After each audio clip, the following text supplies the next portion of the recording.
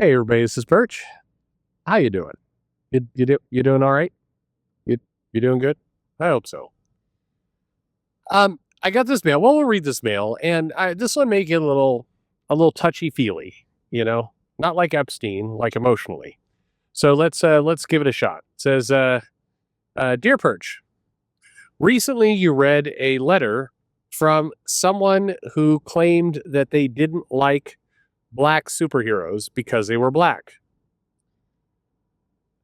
You seem to twist yourself in knots not calling this guy what he clearly was, a racist. I've listened to your show for a long time. I think you're fair, and I think you try and look at things from every side, but there is such a thing as too much. One of the reasons why the people on Reddit hate you so much is because there are clear opportunities to call a spade a spade. Okay, you know what? I'm going to finish this mail, then we're going to come back to this. There are plenty of opportunities to call a spade, but you often waffle around it. I believe you have a good heart and you love comics, but this feels like a bit of an unforgivable sin. I don't mean that as heavy as it sounds, but I am curious. Why not just call things what they are? Sincerely, honestly, and then guy's name. All right. Before we get into the rest of this, let me just throw this out there for you. If you're concerned about racism, the phrase "call a spade," I wouldn't use that phrase. Okay, I've had arguments with people about this.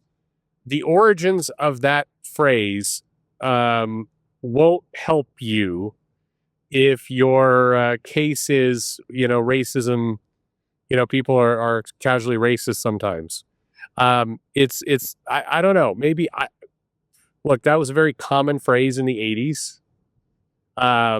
It doesn't have to mean anything racist, and I think people can use it, and it doesn't mean anything about them. But if your argument is kind of looking for areas of casual racism, that one I would. I'm just saying, I would steer away from that one. But you do you. All right. So the letter that the old letter that this new writer is referring to is basically a guy came on and said, "Am I racist?" kind of thing. I don't like black superheroes. And look, you want my honest opinion? You're asking me for my honest opinion. Yeah, the letter writer, the person who wrote that letter sounded pretty racist. Yeah, it did. Why didn't I call it out in that video? Because, man, I don't know what's in that person's head. And yeah, it sounded that way, but the person asked, presented themselves on the level, asked a question, asked for an honest answer. I gave them an honest answer. I mean, I feel like I wish everybody would just try that approach a little bit more rather than trying to, come to conclusions what's in somebody's mind that they've never met. You see this on the internet all the time. It's the nature behind a ton of Twitter arguments. Somebody says something, the other person comes in going, "Delete this. You're racist." And again, maybe the person is. In some cases, the person is trolling. In other cases, the person is definitely a racist. In other cases, the person, I don't know, phrased it wrong, just isn't, is thinking about something else. I think if your argument is I don't like any of the superheroes that are black, I mean, yeah, on some level, it starts to feel like you're looking at skin color. I think if you say I don't like a lot of the black street level heroes, and I also don't like Daredevil, and I don't like Iron Fist, and I don't like Nightwing, all right, then my conclusion is you don't like street level heroes.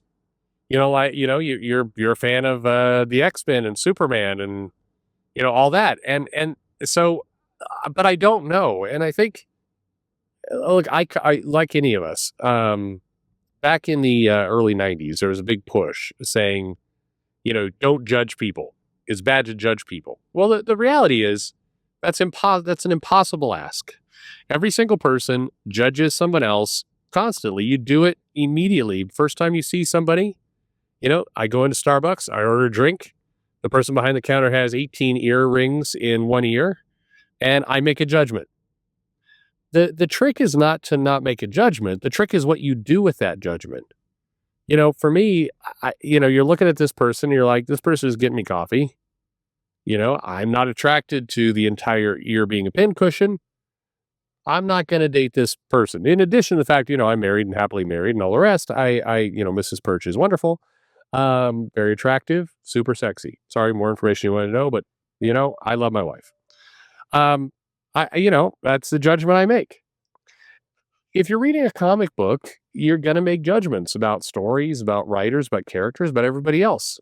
If you're a creator online and people are, you're seeing people comment, you're going to make judgments.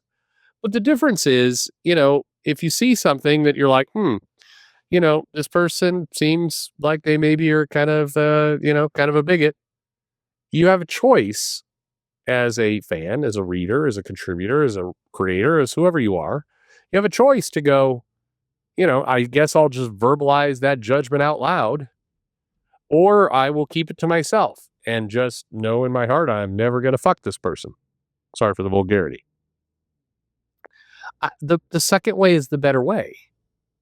You don't have to, verbalize every thought process that goes through your head. You can't help but make judgments. Again, we all do.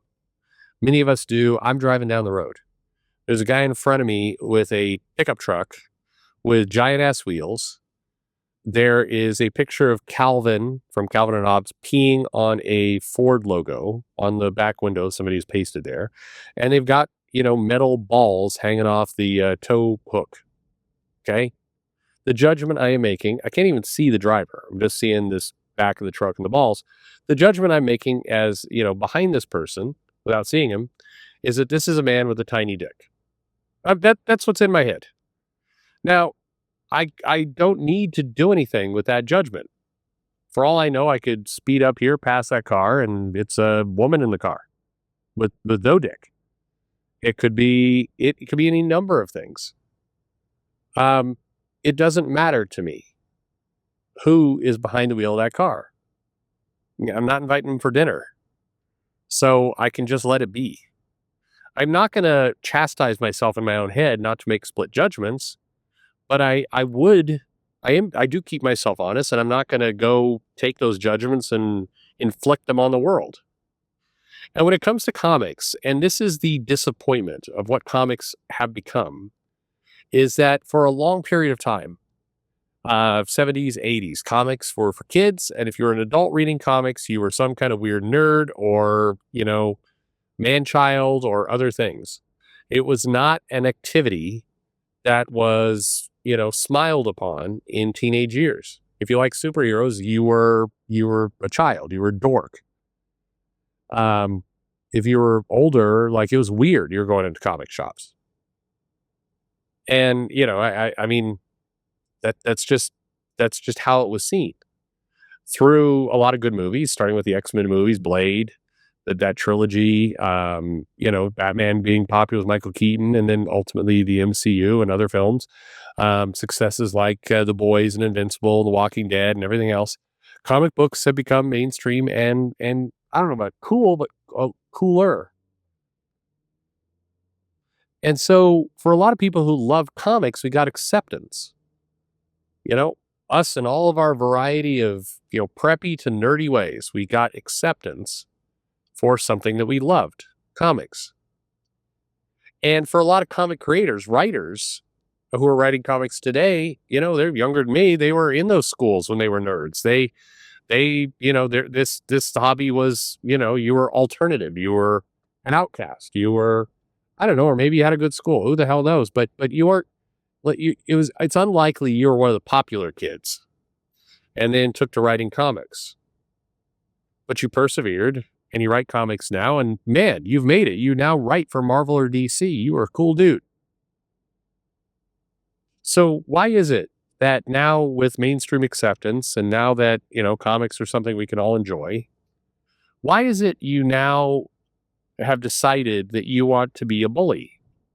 Why is it that now you've decided, is it just karma? Is it that you were bullied in school and now it's your turn?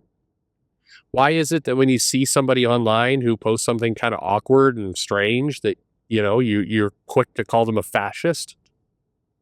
Why? Why is it that even if one of these fans comes at you and says something rude, why is your first reaction to put up your fists and want to fight them? Look at Reddit. Reddit is filled with a bunch of pricks. They don't like me, but they don't like a lot of people. I every now and then somebody sends me a link to Reddit. I go look at it, and guess what, guys? According to Reddit, I am Hitler. I am a racist, bigot, comic skate loving Hitler. That's who I am. Here, these are a lot of people who, in theory, were once upon a time uncool for reading comics. And then we got mainstream acceptance. And to celebrate this fact, we now shit on everyone else. To celebrate that fact, we decide we want to try, screwing other people over. That's what we've tried to do. For those of you who are listening right now who are teachers, first of all, my hat's off to you. My father was a principal and teacher and loved it. I've always thought that should have been something I've done. My younger daughter wants to be a teacher. I think that profession is amazing. You are, and you can't underscore it. I'd hate the teachers aren't paid enough. Well, yeah, that's true, but that undersells the value that teachers give us, because teachers every day are seeing a vast variety of children. And if you wanted to, as a teacher, ruin a child's life, give them a mental complex, give them an insecurity they'll carry with them and probably harm them for the rest of their life, you could do it. As a teacher, you could call somebody to the front of the class and berate them. Now, you might and probably would lose your job, but you could basically wreck someone's life very easily as a teacher. You have an amazing amount of trust in your hands. As a parent, we're handing over our children, our legacy. For me, I mean, the dearest, people in my life for you to care for. And, too many people take that for granted, but as a teacher, you hold immense power in your hands. As a teacher, you have digested the concept of great power comes great responsibility. That was such a message in comics. For comic writers and creators, why can't you have a tenth of that same energy? And for that matter, fans too. So yeah, there's a reason why when the guy wrote in and said, I just, I don't really like black superheroes. There's, again, in my head, I'm like, yeah, I mean, it sounds like how it sounds. But why? What, should I do a video just ranting about the guy? Who wins? Was Reddit suddenly going to throw me a parade? Perch has seen the light. Now he's one of us. Oh, fuck. That sounds terrible. What good is that? My goal is to talk it through, and I did. There's too much judgment here. And I'm not trying to sound like a hippie commentator or any of that shit, but there's too many channels that focus on really trying to become armchair psychologists through a YouTube video. They know why Kathleen Kennedy is just out there to murder all men. Yeah, come on, man. You don't know nobody knows what's in somebody's head. We can comment on it. We can talk about it. We can call out behaviors, but I'm not going to try and guess what somebody's thinking and then, roast them for it. I can't, I will try hard not to do that. Now, sometimes I'll probably slip up, but I'm going to try my damnedest not to. Comics are enjoyable when it's a community sport. It's better when we like things. This channel, which has befuddled a ton of people, I get whenever somebody kind of on YouTube decides to EFAP me, it's like, Perch is a shill. Perch just wants to be friends with his comic buddies. Blah, blah, blah. I'm going to be friends with my comic buddies, regardless whether this channel exists or not. In fact, frankly, I'd probably be deeper friends with some of them if the channel didn't exist. I at Dallas Comic-Con, despite me for 3 solid years giving Scott Snyder shit for not letting me interview him, he greeted me warmly. So did Greg Capullo.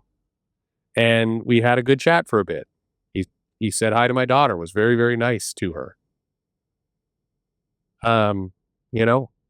Ben Templesmith, then Philip Kennedy Johnson, great people. Ron V. We had, these are good people. Now, granted, I had more fun saying hi to Riley Reid that trip, but anyway, but I digress. Hey, you can't compete with Riley. Look, there are good people out there. And I'm just not in the mood to try and second guess what's in somebody's heart. That's up to them. I will tell you what I think. I will do my best. I will certainly call out behavior. I will certainly call out, when Dan Slott, for example, decides to just randomly roast people, block them, continue to roast them behind the blocks. It's funny to him, and he gets the people who follow him to pile on. That's shitty behavior. That's all behavior we can see. I'm too old, too tired, and I love comics too much to try and psychoanalyze how Dan Slott got to be the way he was. I just don't care. I can deal with what I can see. What I see most of the time are comic books. I find comic books that I love every week. I enjoy reading. I wish there were more of them. But hey, I'm greedy. Of course I wish there were more comics I loved. It is what it is. So if you're coming to this show and you're disappointed because I'm not, calling out what frankly sounded like a very awkward letter writer, this show, in the words of the great DeConnick, this show's not for you. Thanks for listening.